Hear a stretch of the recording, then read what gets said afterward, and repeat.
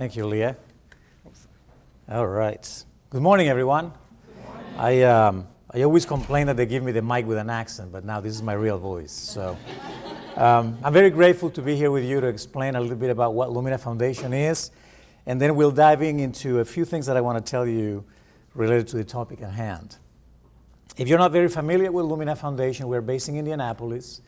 It's a $1.2 billion foundation. It's the largest private foundation in the country that is solely dedicated to higher education or post-secondary learning, if you want. To serve the mission, we set a goal. We call it Goal 2025. And what we set to ourselves and to the nation is we would hope that by 2025, 60% of Americans have, as I say it, something to show beyond high school. In other words, a high-quality degree or post-secondary credential. Now, right now we are around 45%, so there's a lot of work to do. Why 25? Why 60%? Well, we were just following some projections from economists, and basically that's what they say we need to have as a nation to be in a better place. Now, let me switch gears here for a little bit. How many of you have watched my TEDx talk online? That's awesome, because I can recycle my jokes. Nobody. Yes. So one of the things that I say there is that my mom used to tell my brother and I that the difference between someone smart and someone wise is that the smart person knows how to get out of a problem, but a wise person knows when not to get into the problem in the first place, right? So whatever my mom is up there, I'm going to tell her, Mom, I'm going to get into trouble right now, which is not very wise. And I'm not sure how I'm going to get out of it, which is not very smart. So just have fun watching me. You know, you're going to be among diversity experts. Probably you are already, many of you, experts in diversity. Let me give you my take on this. And by the way, my accent is because I was born in Spain. I'm European, but I'm an American citizen recently. Very proud of it, very proud of it. To me, diversity is the ability to overcome your unconscious bias. But at the same time, you're creating a culture of collaboration and innovation to make your company even more competitive. So to me, competitive will measure the result of all this. And I know Nick warned me, you know, these people are really all about results. So I know that everybody's about results.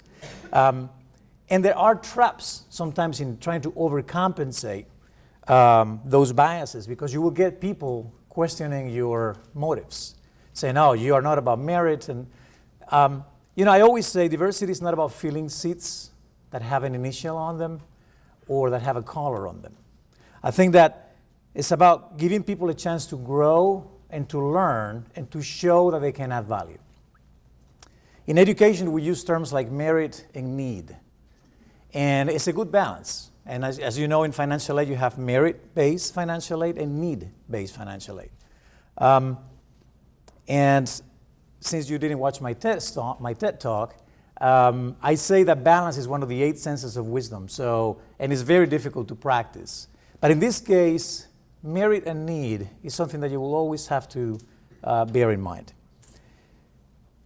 I personally believe in focusing my energy on opportunity, giving first chances, second chances, and even third chances. Focusing on a good balance between those two. To create a culture of innovation, everybody deserves an opportunity. And when you are in a position like you are, you have a job, when you're in a position to give an opportunity, please do so. You'll find that opportunity is very karmic, and the more you give, the more you get. I don't want to minimize, though, the impact of bias. And we must remember that everybody is biased. We are humans. And there's this statistic out there. You probably have seen it in the Google course. If you follow Google and they have their course, you'll see the statistic that we are impacted 11 million bits of information in any given moment, and our conscious person can only process 40, which means that we are 99.999996% unconscious. So what is bias? You know it better than me as experts, so I'm not trying to repeat this. It's a prejudice in favor or against one thing person, or group, compared with another, usually in a way that is considered to be unfair. Biases may be held by an individual, a group, or institution, and can have both negative and positive effects. And as you know, there are two types of biases. I was trying to make a joke in my mind this morning saying, so there's the explicit bias, and then there is the plagiarism, sorry, not the implicit bias. I might be implicitly biased today. Unconscious biases are social stereotypes, and they don't only apply to race or ethnicity. They apply to gender, they apply to gender identity, physical ability, weight, you name it, religion, sexual orientation, everything. I strongly encourage you to take a workshop on this. There are many.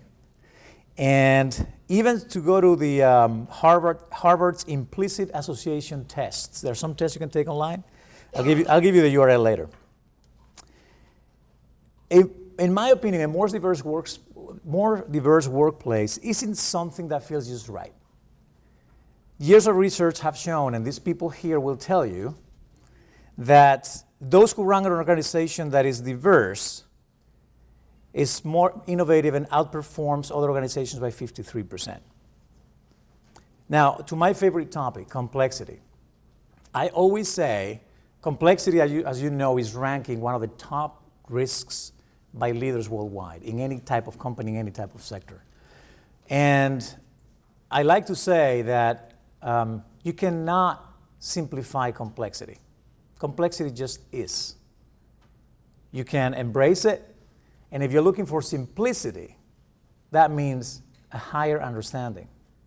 And what's been proven is that diverse groups, diverse teams, can recognize patterns in complexity better. Now I'm not going to tell you how complex the world is. It goes beyond our borders, of course. And, you know, it's better to have that diverse team. Now, you know, back to those courses, what you will see if you take the Google course on unconscious bias is that there are certain steps you can take to actually address it. They talk about structure for success, structure in certain things, like even interviews, measuring results, evaluating subtle messages, and holding everyone accountable. But, you know, I'm not a scholar in diversity. I'm a doctor in leadership and change. So I'm going to do a tiny little experiment here real quick. I'm going to read some traits of a successful leader, and I want you to write them down. I have two sets. They're only 4 or 5 words each. Set number 1, self-confident, assertive, firm, steady, vigorous. Set number 2, curious, helpful, intuitive, aware of others' feelings. And if we had time, you would circle the one that you see yourself identify with. But I'm not going to ask you to raise hands or anything like that. This stems from an actual study where 268 male managers across a variety of industries and departments were asked to use a list of 92 attributes, among of which these are there.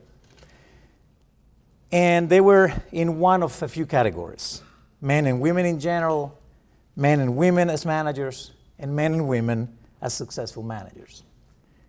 And the result was 71% of the traits associated with successful managers in this study were associated with men. So that tells you a little bit about bias, and I want you to remember that. I have a story. I'm not going to tell you who that was, but it's a dear friend. And she was a vice president in a company that I'm not going to mention. She confronted the CEO with some truths. And I heard stories from both men and women.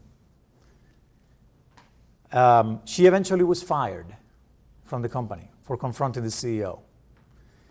And in a similar circumstance, probably a man would have been like, oh, wow, this is a courageous man. He's confronting the CEO, has a pair of B. The woman was fired because she was considered a B. And that is I've seen it personally, and that is horrible. And that was the unconscious bias, probably very conscious bias, of a group of men leading that company. Same behavior. So do yourself a favor, go to implicit.harvard.edu and check some of the biases in the anonymity of your house or your office. And then also remember, in addition to being a moral imperative, if you don't buy this, you're all about results, you simply check the demographics of where your companies operate. You probably have a bunch of talent available in those communities. Some of them have the skills, some of them might not have the skills. But it's more economic to hire local talent than bringing them from other places. Your community will be in a better place and your company will feel much better. Something you can do tomorrow is give more candidates a chance. I'm going to insist on this. You don't have to have 12-week processes to hire one person. You don't have to hire from the top 10 graduates for every job.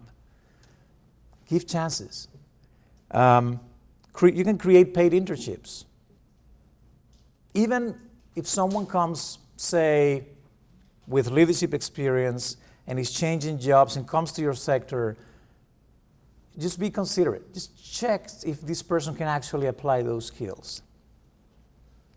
By broadening and deepening your talent pool, and we talk a lot about talent at Lumina, by reaching out to recruit more non-traditional tech workers, you're not just addressing your firm's short-term need for talent, but you're also making a longer-term investment in your city or community. Of course, there are some benefits that I can describe, but I'm going to let your colleagues here do that job. I'm going to step aside now, and I'm going to let them explain to you what that really means. But I just want to say, if you need any more information about Lumina Foundation, just go to luminafoundation.org. Thanks for allowing me to be with you today. And as I normally say, be balanced and be wise. Thank you.